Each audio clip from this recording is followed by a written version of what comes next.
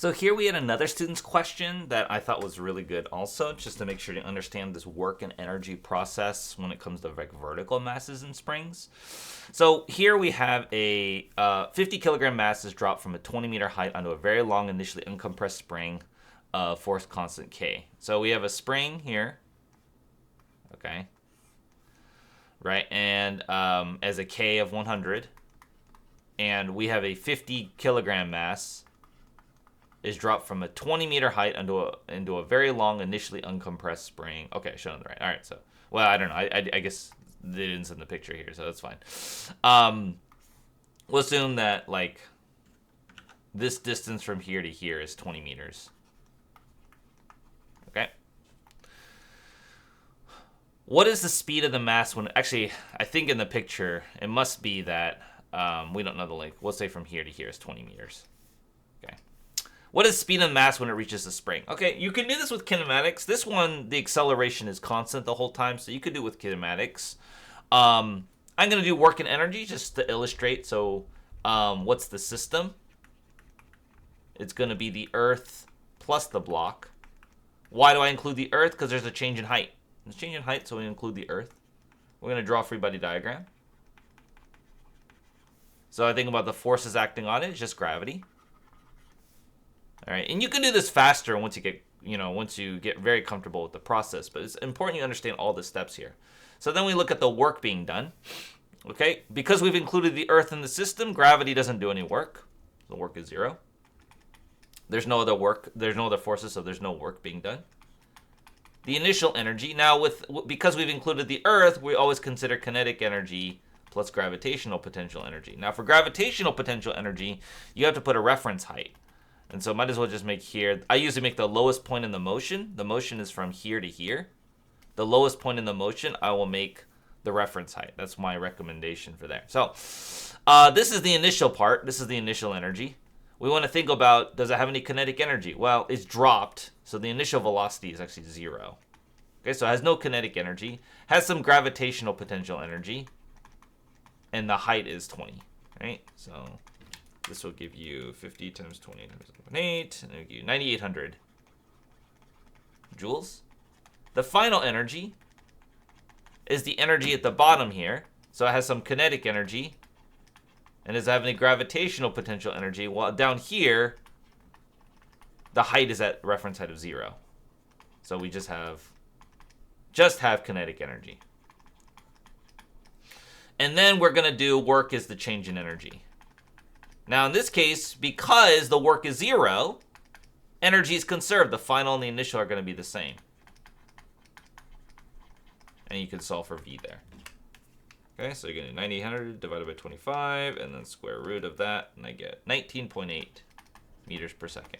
Now, I know it's like a lot of steps. You could have done with kinematics, maybe a little bit faster. But I think it's really important you understand the process more than anything. How did I choose all of those things in there? Because when you do a harder problem, you're going to have to know how to do all these steps, even when it's a harder. What's the speed of the mass with equilibrium? Equilibrium when the net force is 0. So there's some point here where the F net is 0. And we would like to know this point here. What is this? We would like to know the velocity there. So this is the equilibrium point. At equilibrium point, the net force is 0. So it makes sense to draw the free body diagram at this point. Okay, so we have gravity. And then we have a spring force, because we're starting to compress the spring at this point, right? So there's spring force, and they have to balance each other. The net force is 0. So the spring force is going to equal the mg at this point, right? Again, the steps for forces, we've done it several times now, but you're going to draw the free body diagram, right? Assign directions, but I know the acceleration is 0. So that means the upward force equals the downward force. So the spring force is kx, and you can solve for this distance here. How much have we compressed the spring?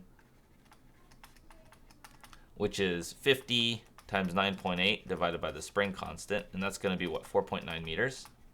So this distance here is 4.9 meters now. That's what we have just discovered at this point. This is 4.9 meters. Okay? Cool.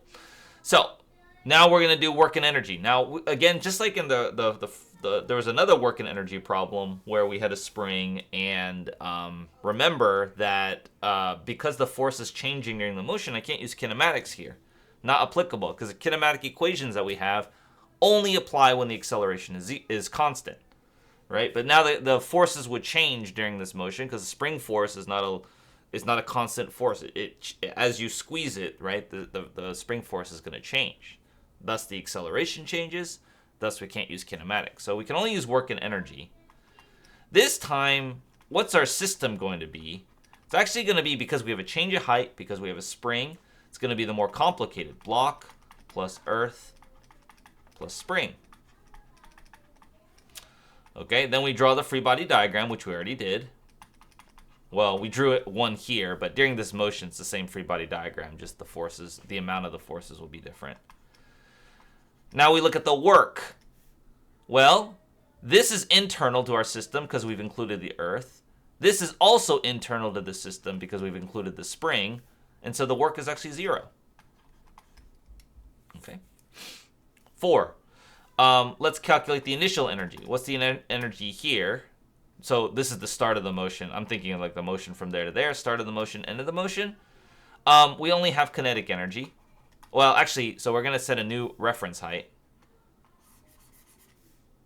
Probably the lowest point in the path. Well, if we're going from here to here, our new reference height here is going to be h equals 0. Okay, to calculate the gravitational potential energy. Okay, so at this motion, we know how fast it's going. Right at this point, we calculated it was going at 19.8 meters per second. So it has some kinetic energy, has some gravitational potential energy, but doesn't have any spring potential energy because right at this moment in time, the spring has not been compressed at all yet. It's at its natural length. Oops. So this is 1/2 times 50 times v, which is 19.8 squared, plus 50 times 9.8, and what's that height there is 4.9.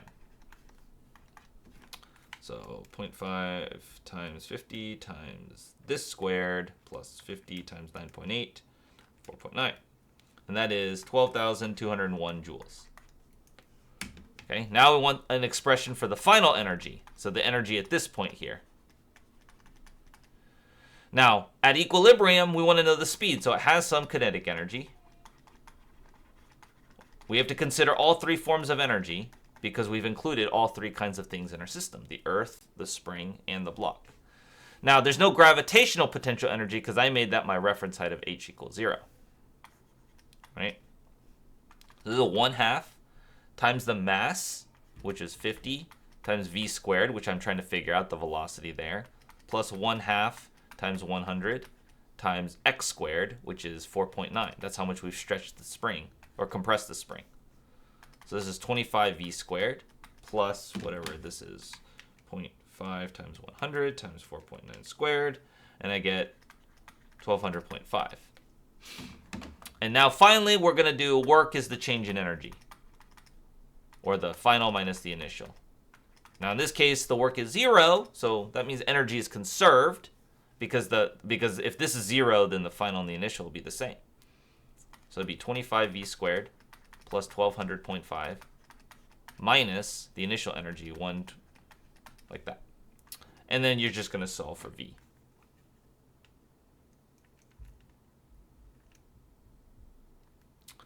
Divided by 25, take the square root of that, and I get about 20.97667 meters per second.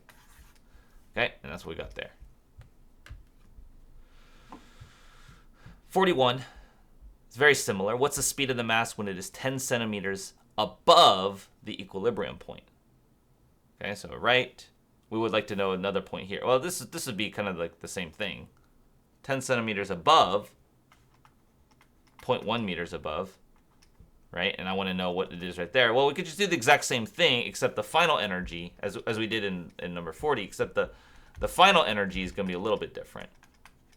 You have kinetic, you have gravitational potential, and you have spring potential. Now at this point, we have a little bit of gravitational potential energy if we keep this at h equals 0, just to keep everything kind of like similar. 1/2 times 50 times v squared plus 50 times 9.8, but now we're like 0.1 meters above our reference height. 1/2, 100. How much is the spring compressed? It's only compressed 4.8 meters at this point. to there. Because this whole distance 4.9, but now we're 0.1 meters above. We've only compressed it 4.8 meters. Okay? So that would be my expression. All of this stuff would be the same because I kept the same reference height for h. So like all of this stuff is the same. So again, that's the final energy, and the initial energy is still. So you could just set those equal to each other. This guy's going to be 25v squared plus, let's just see what this is. 50 times 9.8 times 0.1, 0.5 times 100 times 4.8 squared. That's 1201. And that equals 12201.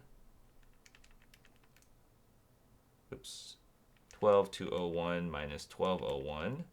And then divide by 25, and then take the square root of that.